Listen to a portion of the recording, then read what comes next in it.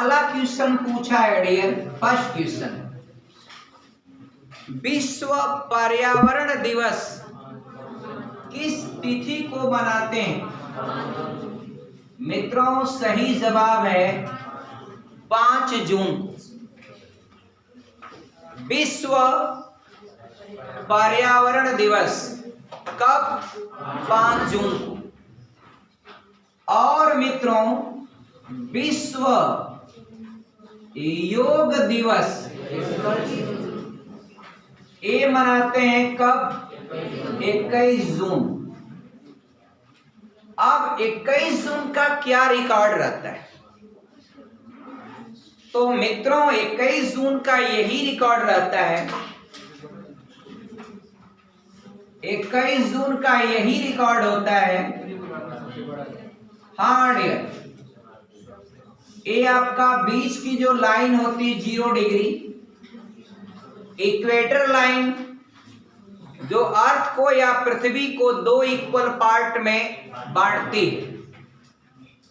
ऊपर मित्रों 23.5 अंश नॉर्थ, 23.5 अंश नॉर्थ, नॉर्थ साउथ बड़ा फर्क है। ये नीचे वाली जो लाइन है 23.5 अंश साउथ, तो ये वाली जो लाइन है इसी को कहते हैं कर्क रेखा। ये वाली जो लाइन है इसको मकर रेखा कहते हैं। ये आपका क्या है? विषुवत रेखा या भूमध्य रेखा। अब सूर्य जो है इन्हीं दोनों के बीच में चमकता है डियर, इन्हीं दोनों के बीच में पूरे साल भर। ये आपका इन्हीं जाता है आता है, जाता है आता है। कौन सी ऐसी रेखा है जिस पर सूर्य 2 बार साल में लंबवत चमकता है? विषुवत रेखा या भूमध्य रेखा। लेकिन कर्क रेखा पर मित्रों साल में 1 बार। कब? 21 जून को। 21 जून को सूर्य का प्रकाश लंबवत पड़ता है। और भारत के जो 8 राज्य हैं जहां से कर्क रेखा पास होती है, वो 8 राज्य कौन कौन है डियर? पश्चिम से पूरब के क्रम में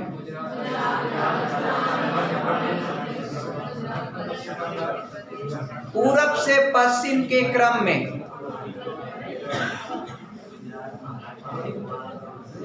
मिजोरम, त्रिपुरा, पश्चिम बंगाल, झारखंड, छत्तीसगढ़, मध्य प्रदेश, राजस्थान, गुजरात। और पश्चिम से पूरब का क्रम गुजरात, राजस्थान, मध्य प्रदेश, छत्तीसगढ़, झारखंड, पश्चिम बंगाल, त्रिपुरा और मिजोरम। कर्क रेखा सबसे अधिक किस राज्य से पास होती है? मध्य प्रदेश से पास होती है। क्या मित्रों कर्क रेखा यूपी के किसी शहर को टच करती है? नहीं, अब नो। लेकिन यूपी का वह कौन सा जिला है जो आपका कर्क रेखा के बेहद नजदीक है? सोनभद्र। और मित्रों अब पूछता है यूपी के नहीं, भारत के 4 शहर हैं। हैदराबाद, ध्यान दीजिएगा, हैदराबाद, भोपाल, हैदराबाद, भोपाल, गांधीनगर और लखनऊ। 4 शहर सुना आपने? हैदराबाद, भोपाल, गांधीनगर और Lucknow. Gandhinagar is the capital of Gujarat. अब इन 4 शहरों में कौन सी एक ऐसी शहर है जहां पर सूर्य एक भी बार साल में लंबवत नहीं चमकता है? लखनऊ। क्यों? क्योंकि वह कर्क रेखा के ऊपर है। कर्क रेखा के ऊपर मतलब कर्क रेखा पर लखनऊ है ही नहीं, लखनऊ कर्क रेखा से और आगे, और जबकि सन कर्क रेखा के ऊपर जाकर के वापस आ जाता है। तो जो अन्य शहरें बताए हैं वहां पर हर कोई शहर, भारत में जो कर्क रेखा के नीचे कोई भी शहर होगा वहां पर साल में 2 बार सूर्य लंबवत चमकता है मित्रों। इसलिए इधर जो कर्क रेखा के नीचे वाले शहर हैं वहां गर्मी बहुत ज्यादा पड़ती है। आपने देखा होगा, एक बार आते हुए भी चमकता है, एक बार जाते हुए भी चमकता है मित्रों। लेकिन कर्क रेखा के ऊपर, अब डियर भारत के 3 प्रदेश का नाम हम बता रहे हैं। एक आपका है मित्रों हरियाणा, दूसरा है तेलंगाना। तेलंगाना आपको पता होगा, हैदराबाद सिकंदराबाद ट्विन सिटी है और Hyderabad is the capital of Telangana. और डियर हैदराबाद में ही आपका हुसैन सागर झील है, और झील के बीच में 1992 में महात्मा बुद्ध की प्रतिमा को स्थापित किया गया। महात्मा बुद्ध की प्रतिमा को स्थापित किया गया। हाँ हाँ आ जाओ, ठीक 1 बजे तक आना, आ जाओ ठीक। डियर हुसैन सागर झील, और डियर हुसैन सागर झील यह मानव निर्मित झील है, आर्टिफिशियल लेक है। पूछेगा कैसी झील है, तो मानव निर्मित यानी कृत्रिम। कृत्रिम मतलब क्या होता है, जिसको आदमी ने खोद के बनाया। और यह झील शुरुआत में भरी नहीं रही थी, तो मूसी नदी से एक शाखा काट के लाई गई। इसलिए हैदराबाद और सिकंदराबाद जिस नदी के तट पर है वो नदी का नाम क्या है, मूसी। मूसी नदी किसकी सहायक है, कृष्णा की। कृष्णा नदी की सहायक है कौन, मूसी नदी। डियर आगे बढ़ेंगे। अब डियर तो एक हैदराबाद बताएं, एक हरियाणा बताएं, ठीक। एक है मित्रों महाराष्ट्र, 3 राज्य हो गया। एक है तमिलनाडु। अब बताइए कि टेम्परेट जोन में स्थित भारत का वो कौन सा राज्य, प्रिया सोनी बताइए। टेम्परेट जोन यानी उसको हिंदी में कहते हैं बच्ची शीतोष्ण कटिबंध में स्थित भारत का इन चारों विकल्पों में कौन सा एक राज्य है, हरियाणा। शाबाश, क्योंकि all of you know that ये 23.5 अंश नॉर्थ के ऊपर मित्रों, 66.5 अंश के बीच, 66.5 अंश ये भी नॉर्थ होता है, आएगो निचवा भी रहता है 66.5 अंश साउथ। शाबाश, आप भूगोल के हिसाब से पूरी पृथ्वी को जोन में बांट लीजिए। ये 23.5 अंश नॉर्थ और 23.5 अंश साउथ के बीच वाली जो एरिया होती है इसको उष्ण कटिबंध कहते हैं, इसको टोरेट जोन या उष्ण कटिबंध। ये वाला हिस्सा और ये वाला हिस्सा ये शीतोष्ण कटिबंध है। यहाँ पर ठंडी और गर्मी दोनों पड़ती, यहाँ पर केवल गर्मी पड़ती, यहाँ पर ठंडी गर्मी दोनों। यहाँ पर ये फ्रिजिड जोन है, ये आपका ऐसी ठंडी पड़ती, कड़कड़ा के ठंडी पड़ती, एकदम ऐसी ठंडी पड़ेगी यहाँ जम जाता है हर कुछ। अब शौचालय के लिए आप डोंगी में पानी लेके चल दिए आपका, और रास्ते में ही आपका जम गया, समस्या हुई ना। लद्दाख उद्दाख में जब जाते हैं आदमी, तो वो नीचे आपका एक अंगीठी जलता हुआ रहता है, सिस्टम वो जल रहा है, ऊपर पानी रखा रहता है। तो ये सब है, जिस एरिया में रहते हैं उसके हिसाब से अपने आप को सेट करना पड़ता है। वहां आदमी शरारत करता है, अगर आपका पति पत्नी में अगर थोड़ा सा भी झगड़ा हुआ, पत्नी टमाटर से मार देगी, कपार फट जाएगा। कहां पर, जम्मू कश्मीर एरियाओं में, क्योंकि वहां टमाटर जाड़े में इतना जम जाता है कि उसको चाकू से नहीं काट पाएंगे, जम जाएगा तो इतना जम जाता है। और अंडा जैसे गिट्टी उतारते हैं ट्रक से, वैसे अंडा उतार लीजिए कच्चा वहां पर डियर। ये हालात होता है जम्मू कश्मीर में आपका डियर।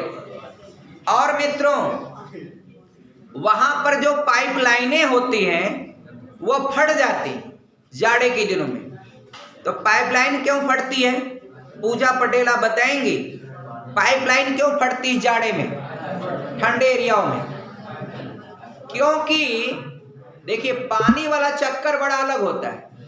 पानी जब, वैसे कॉमन कॉन्सेप्ट है कि कोई आपका ठोस से लिक्विड में जाएगा तो आयतन बढ़ना चाहिए ना, कॉमन सी बात है। ठोस में अणुओं के बीच दूरी सबसे कम, लिक्विड में उससे ज्यादा, द्रव में सबसे ज्यादा, हाँ गैस में सबसे ज्यादा। तो अब डियर यहां क्या होता है पानी वाले कंडीशन में? पानी वाले कंडीशन में ठोस की सिचुएशन में आयतन ज्यादा होता है, द्रव में जाने पर आयतन कम होता है। बर्फ जो है, पानी जब जमता है आयतन क्या होता है अंशिका सिंह? बढ़ता है। क्योंकि पता है कि फ्रीजर में अगर कोई बॉटल आपने पूरा नकानक भर दिया, आप बंद करके फ्रीजर में डाल दिया, वह जमेगा तो आयतन में प्रसार होगा, आयतन बढ़ेगा। वह ढक्कन क्या कहे, कैप जो है फाड़ देगा, फट जाएगा, एकदम पक्का फट जाएगा।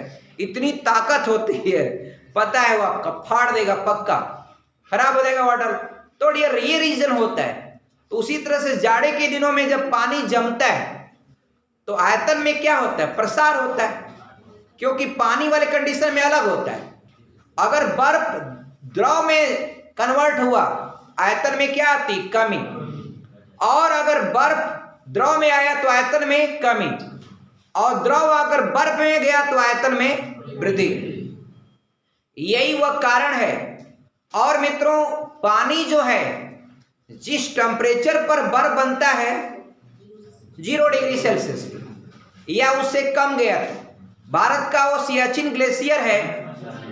एक क्वेश्चन आया था कि बर्फ वाली एरियाओं में जो घाटी होती है, वो घाटियां आपका किस आकार की होती हैं? बर्फ वाले में बर्फ की जो घाटियां होती तो यू आकार की होती है अगर बर्फ की घाटी यानी हिमनद है तो। लेकिन पहाड़ों पर, पहाड़ी एरियाओं में नदियां कैसी घाटी बनाती? वी आकार की घाटी का निर्माण करते हैं। ये हमने टोपोग्राफी पढ़ाया, स्थलाकृति उसमें पढ़ाया था पूरा A to Z डियर। और आगे हम बात करते हैं। तो मित्रों यहां पर जो आपका फ्रिजिड जोन है जिसको शीत कटिबंध कहते हैं, शीत कटिबंध, शीतोष्ण कटिबंध, उष्ण कटिबंध पूरा है, फिर शीतोष्ण कटिबंध, फिर शीत कटिबंध। शीत कटिबंध में भी आपका 1 नंबर और 2 नंबर। 1 नंबर टैगा और 2 नंबर टुंड्रा। उल्टा हो गया, ऊपर 1 नंबर टुंड्रा होता है और 2 नंबर टैगा होता है। अब हाँ डियर, अब 1-2 में किसमें ठंडी ज्यादा पड़ती है? 1 नंबर पर टुंड्रा प्रदेशों में। तो टेट में क्वेश्चन आया था, टुंड्रा प्रदेशों में जो बर्फ वाली गाड़ियां होती डियर, वो कुत्ते वाली गाड़ी होती, कुत्ता खींचते हैं। क्यों? क्योंकि कुत्ते के जो पांव होते हैं उसमें आपका ऐसा सिस्टम होता है, वो पूरा बर्फ पर आसानी से वो कर लेता है, अपनी रनिंग कर लेता है। तो वहां पर बर्फ वाले एरियाओं में कुत्ता गाड़ी बनाते हैं, डॉग से खिंचवाते हैं डियर बर्फ वाले एरियाओं में। और कुत्ता ऐसा जानवर जो ठंड वाले स्थानों पर अपने आप को आसानी से सर्वाइव कर लेता है। मित्रों जानिएगा, क्वेश्चन उठाता है बार बार, कभी कोई गलती ना करें आपका। आगे बढ़ता हूं डियर, अगला क्वेश्चन है अब डियर विश्व योग दिवस।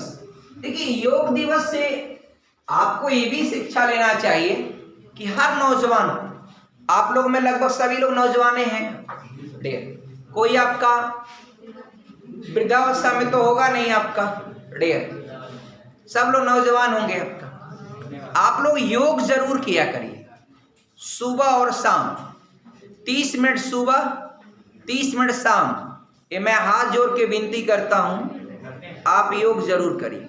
30 मिनट, बच्ची हो या बच्चा हो, सबके स्वास्थ्य की कीमत, आपका स्वास्थ्य ही आपका धन है, दौलत है। एक बीमारी हो जाती है, आदमी तरसता है, कैसे छुटकारा मिलेगा, अकूत पैसा लगता है। इसलिए हाथ जोड़ के विनती करता हूं, आप सोच लीजिए, हाथ जोड़ रहा हूं। 30 मिनट सुबह, 30 मिनट शाम। मैट बिछाइए, कुछ मत करिए, अपने पास फर्श हो, घर हो, कमरा हो, छत हो, जहां भी हो, मैटिंग लगाइए, एक चटाई लगाइए, बैठ गए। और ज्यादा दिक्कत हो, बाबा रामदेव जिंदाबाद, अपना उनका चैनल है योग का, आप देख लें, आपका जो भी है। आगे बढ़ते हैं मित्रों। अगला एक क्वेश्चन है, इको मार्क को पूछा है। इको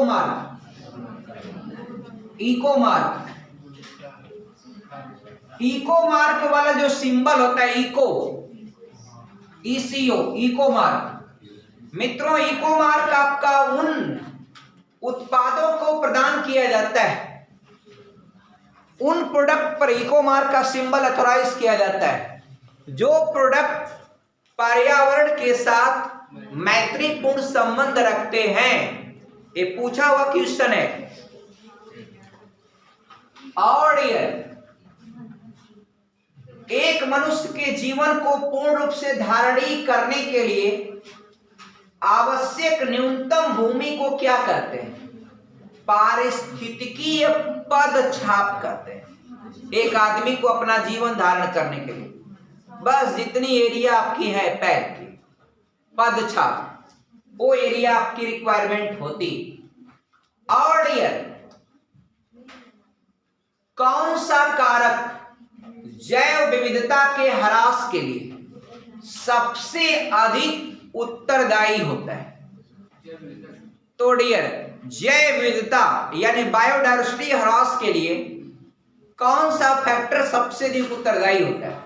मित्रों, दिया है प्राकृतिक वास का विनाश। ये आपका सबसे प्रमुख फैक्टर यही होता ही है, प्राकृतिक वास का विनाश। अगर जहां भी मान लीजिए कोई शांत, ये आपका केरल का पलक्कड़ जिला, वहां पर है शांत घाटी। अब शांत घाटी में भूस्खलन हो जाए तो क्या होगा डियर? जैव विविधता का पूरा बाट लग जाएगा, सत्यानाश। वो विश्व धरोहर में शामिल है। पूछा था, आपकी पूछा था, पश्चिमी घाट का पश्चिमी घाट का कौन सी घाटी है? शांत घाटी, साइलेंट वैली। वो बायोडायवर्सिटी। और ये बायोडायवर्सिटी का मतलब ये नहीं है कि आपके किसी एरिया में जामुन का पेड़ खूब ज्यादा है या खाली आम है, मलियाबाद, लखनऊ। तो एक प्रकार के पेड़ को बायोडायवर्सिटी नहीं कहा जाता है।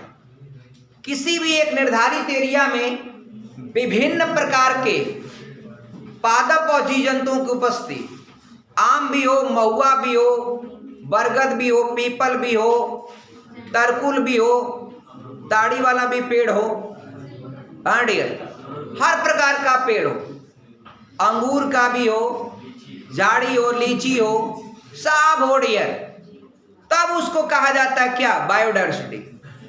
डियर, बायोडायवर्सिटी आपका हिंदुस्तान में आप जानते हैं पश्चिमी घाट, पूर्वी हिमालय और अराकाम योमा वाला जो एरिया है भारत म्यांमार की सीमा पर, हालांकि वो भी स्थान लिया जाता है। एक क्या है? अंडमान निकोबार द्वीप समूह। हालांकि उसमें सबसे ज्यादा जो बायोडायवर्सिटी मिलती है वह कहाँ मिलती है? पश्चिमी घाट, केरल में पड़ता है। केरल का जिला है पलक्कड़। डियर, याद रहेगा, कोई कंफ्यूजन नहीं। आगे बढ़ेंगे, अगला एक क्वेश्चन लीजिएगा। इस क्वेश्चन में कह रहा है डियर, सारे क्वेश्चन आपको पता है। अब एक क्वेश्चन बोलूंगा, किताब जो है भले मैं नहीं लिखा लेकिन आप पढ़ेंगे तो कहेंगे एकदम सारा प्रश्न सर का पढ़ाया हो। एक प्रश्न यहां पर दिया है और सब प्रश्न का जवाब आप दे भी लेंगे, लेकिन आपका रिवीजन करते रहेंगे तब। कर दो भिन्न समुदायों के बीच संक्रांति वाली जो एरिया होती है, घास भी है आप पेड़ भी हो, तो शाबाश, ऐसी एरिया को इकोटोन कहते हैं। क्या कहते हैं? इकोटोन। घास वाली भी एरिया हो और पेड़ पौधा वाली भी हो, तो कुछ ऐसे बगीचे होते हैं जहां घास ओस भी खूब हो और पेड़ पौधा भी हो। तो इस तरह से दो आपका अलग अलग समुदाय की एरिया का संक्रांति वाली जो एरिया होती है, that will be known as ecotone. आगे बोल रहा है डियर, 2011 से 2020 10 साल का समय, 2011 से मित्रों 2020, इसको पूछ रहा है ना कौन सा वर्ष घोषित किया गया? जैव विविधता दशक। यह मित्रों किसने किया है? यूएनओ ने किया। यूएनओ का गठन कब हुआ है बताइए आप? 24 अक्टूबर 1945। शाबाश। यूनाइटेड नेशंस ऑर्गेनाइजेशन, मुख्यालय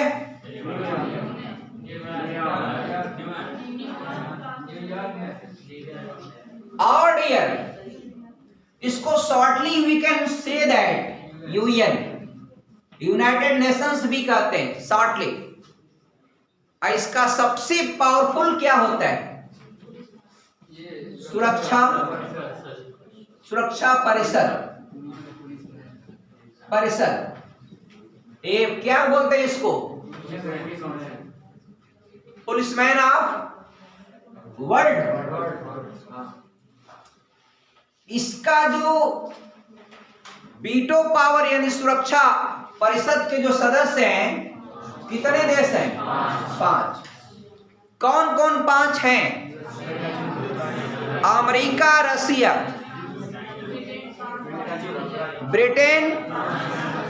ब्रिटेन है। अच्छा, तो अमेरिका, रसिया, ब्रिटेन, फ्रांस और चाइना, ये 5 देश है। छठे पर किसका नंबर है? भारत का। और कौन देश है? जर्मनी भी डिमांड कर रहा है और ब्राजील भी है, और एगो है ब्राजील, और एक लड़का और बताया जापान। ये 4 देश नंबर पर हैं। सुरक्षा काउंसिल में वीटो पावर एक्वायर करने के प्रयास में हैं।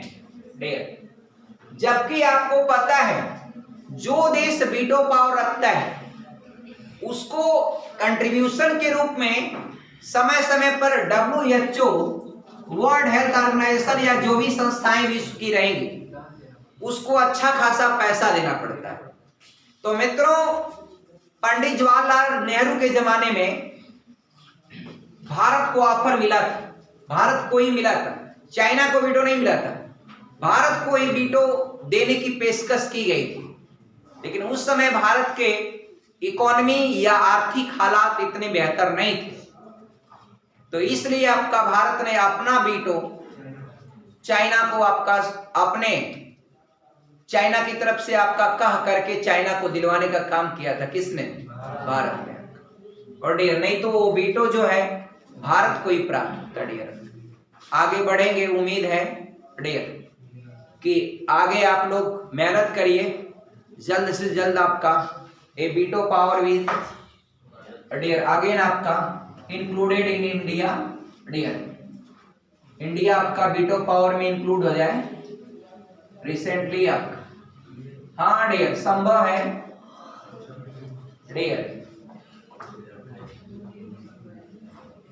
मोदी है तो। आगे क्वेश्चन दिया डियर, लास्ट क्वेश्चन, वैश्विक तापन यानी ग्लोबल वार्मिंग के लिए उत्तरदायी जो गैसें हैं, एक CO2 और एक आपका मेथेन, CO2 और मेथेन। कार्बन डाइऑक्साइड इसको मित्रों बोलते हैं मार्स गैस। और बायोगैस का मेन कंपोनेंट इसी गैस को मानते हैं। गोबर गैस का मेन कंपोनेंट इसी को मानते हैं। और जानवर जब जुगाली करता है तो नाक से नहीं, मुंह से ये मेथेन गैस ही निकलती है। और यह गैसें आपका अवरक्त विकिरण इंफ्रारेड को क्या कर लेती हैं, या तो सोख लेती हैं या तो रिपल कर देती। तो जब एब्सॉर्ब कर लेंगी या रिपल कर देंगी तो धरातल का तापमान क्या होता है, या पृथ्वी के पास का जो वायुमंडल उसका तापमान बढ़ जाता है। That phenomena is known as global warming, यानी विश्व उष्मायन, विश्व उष्मायन या विश्व तापन कहते हैं। थैंक्स डियर, थैंक्स जय हिंद।